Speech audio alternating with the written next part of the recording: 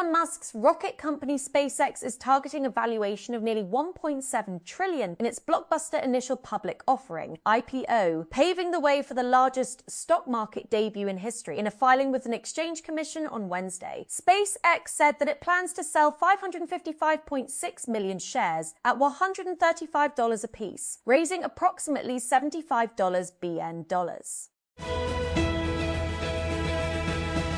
Islamabad. The committee constituted by Prime Minister Shehbaz Sharif to review policies concerning the key sectors of the economy, as proposed by the Ministry of Industries and Production, lacks stakeholder representation. The committee, headed by Climate Change Minister Dr. Musaddiq Malik, has been tasked with reviewing the 4 policies, including the Next Generation Energy Storage Policy, Auto and Auto Parts Policy 2026-31, Mobile and Electronic Devices Manufacturing Policy and Solar Cells Manufacturing Policy.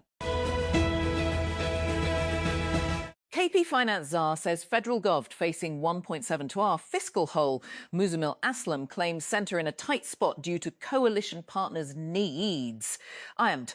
The federal government is having problems formulating the budget, owing to an around 1.7 fiscal hole, and wants the provinces, particularly Punjab and Sindh, to shoulder a greater financial burden, Khyber Pakhtunkhwa's finance czar claimed on Wednesday. In November 1970, the Bola cyclone killed up to 500,000 people in East Pakistan. Yahya Khan's government introduced a 10% surcharge to fund emergency relief. Bangladesh became independent 13 months later. The affected territory was gone. The levy remained. Zulfikar Ali Bhutto's government absorbed the revenue into general federal accounts in 1972. No accounting was published. In 1985, Jenzia introduced the ICRA surcharge, framed as an education fund. The revenue balanced federal operating accounts. No alternative education instrument replaced it when it was abolished under the IMF's insistence. The template was set. 50 years later, Pakistan has not deviated from this template. What began as a cyclone surcharge is now a Rs 1.55 trillion instrument misclassified as non-tax revenue. The architecture is identical, but the scale has changed. Germany's foreign minister says support for Ukraine and Israel may have cost votes after Berlin failed to secure a rotating spot on the UN Security Council.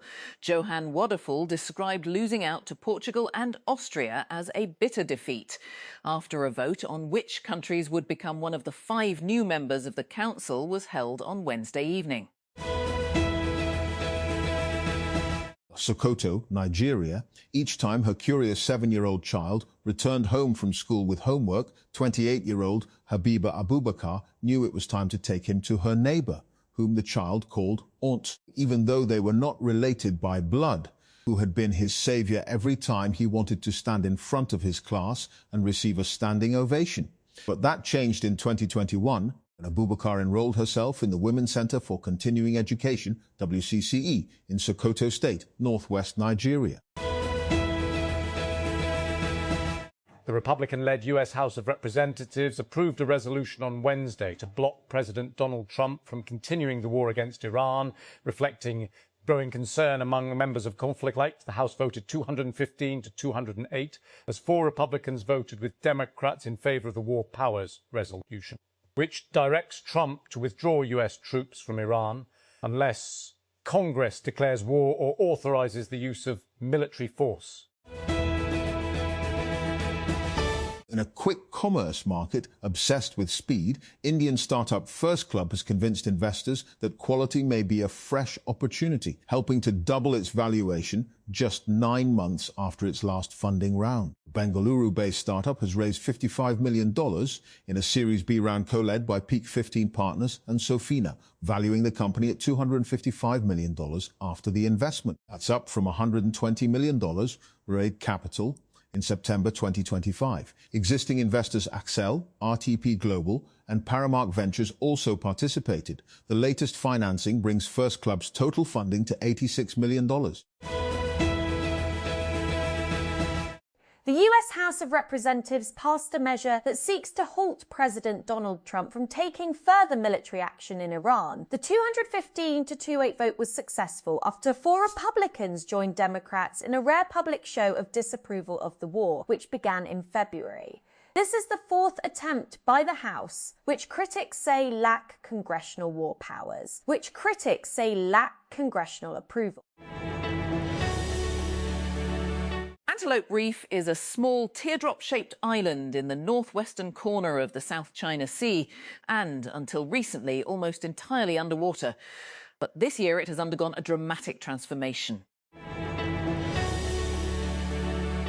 Adam Hamawi, a plastic surgeon, army veteran and conflict zone medical worker, has won a crowded Democratic primary for an open seat in the United States House of Representatives. The Egyptian-born doctor's victory puts him on track to represent New Jersey's 12th congressional district, a Democratic stronghold. He will face off with Republican Greg Melley on November 3 in the midterm elections. The United States House of Representatives has passed a resolution to rein in President Donald Trump's powers to attack Iran without congressional authorization. 4 Republicans joined Democrats to pass the bill in a vote of 215 to 208 on Wednesday in Washington, D.C. Jose Mourinho will return to manage Real Madrid if Florentino Perez wins the club's presidential election on Sunday. The sitting president has declared as he campaigns for another term at the helm of the La Liga club. Perez, facing renewable energy entrepreneur Enrique Riquelme in the club's first contested election in 20 years, delivered the campaign announcement on his social media channels with a short video featuring Mourinho simply saying, "Yes." Lovable and Google announced an expanded multi-year collaboration on Wednesday. Lovable, the fast-growing Stockholm vibe coding startup, has long been a Google Cloud user. Under the new agreement, it will be a much bigger one. While the companies did not disclose the dollar figure, a person with knowledge of the deal tells TechCrunch it involves a 5-fold increase in Lovable's footprint on Google Cloud, including AI usage. As part of the deal, this individual tells us Lovable will gain expanded access to both Anthropic's Claude, the AI model widely used for coding tasks, and Google's own Gemini models.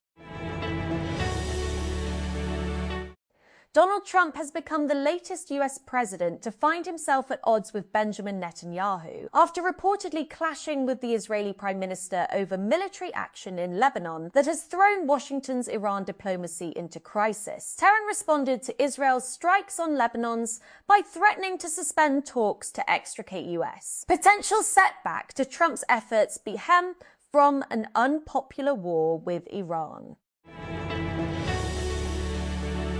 Security agencies from the Five Eyes alliance, which includes the United States and Britain, issued a warning on Wednesday about Chinese spies aggressively using online job platforms to recruit people with access to sensitive information. Safeguarding Our Secrets Bulletin says China's military intelligence services were using a wide array of professional networking sites and online recruitment services to target those in government, the military, or anyone who could access classified information. A Democratic lawmaker in the United States has grilled top diplomat Marco Rubio on whether Israel has nuclear weapons, but the Secretary of State did not provide a clear answer. Most of the world assesses that they do. Rubio told Congressman Joaquin Castro at a hearing on Wednesday, though he refused to share Washington's own position on Israel's nuclear weapons. Loading the player, defense tech is red hot right now. Anduril and Mac Industries just doubled and quadrupled their valuations respectively, and the US government is proposing a 40% increase in defense budget. A wave of new startups is chasing those government contracts. But according to Ross Fabini, the venture investor wrote Anduril's first check, most of them will get lost in the valley of death, between prototype contract and real production deal. Meta's attempt to pioneer a metaverse and make VR cool totally flopped, except for one shining diamond in the rough, Supernatural, a VR fitness game that made working out feel fun and accessible. Now, users can rejoice that Supernatural isn't shutting down after all. For Meta went through the hassle of fighting an 8-month antitrust battle so that it could acquire within the game studio that made Supernatural in 2023. The deal was reportedly worth around $400 million, plus however much it cost to fight and win an FTC lawsuit. Yet after all that effort, Meta laid off much of its VR team and announced that it would stop adding new content just a few years later. Tehran, Iran is facing more energy constraints as its summer season begins, with the widespread use of air conditioning and other needs during hotter months contributing to an imbalance between supply and consumption. For decades, successive Iranian governments have kept utility bills well below supply costs for households and offices through a mix of implicit oil and gas subsidies, administered tariffs, state-controlled pricing, and sometimes direct financial support. Heavy gunfire has broken out in central Mogadishu as Somalia's former Prime Minister Hassan Ali Khayre says he has been attacked by government forces before planned protests.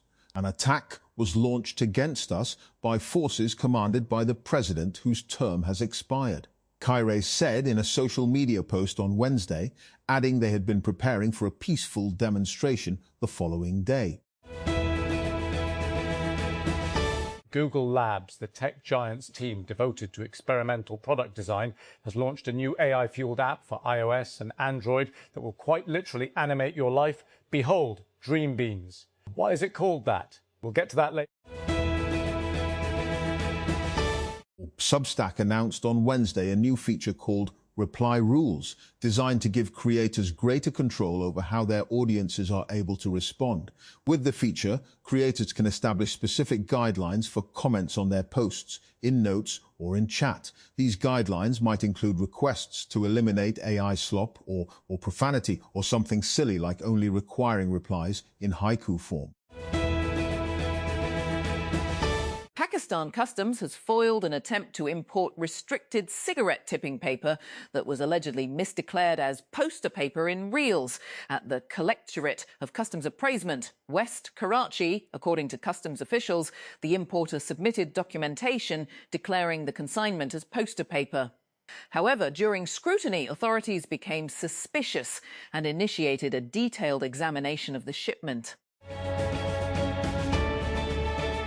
Washington, U.S. Secretary of State Marco Rubio told lawmakers on Wednesday that Washington's military campaign against Iran, codenamed Operation Epic Fury, had concluded, and that any subsequent American military action would be defensive in nature rather than part of an ongoing offensive operation. Rubio made the remarks during a House Foreign Affairs Committee hearing when members of Congress questioned the administration's assessment of the conflict and its aftermath.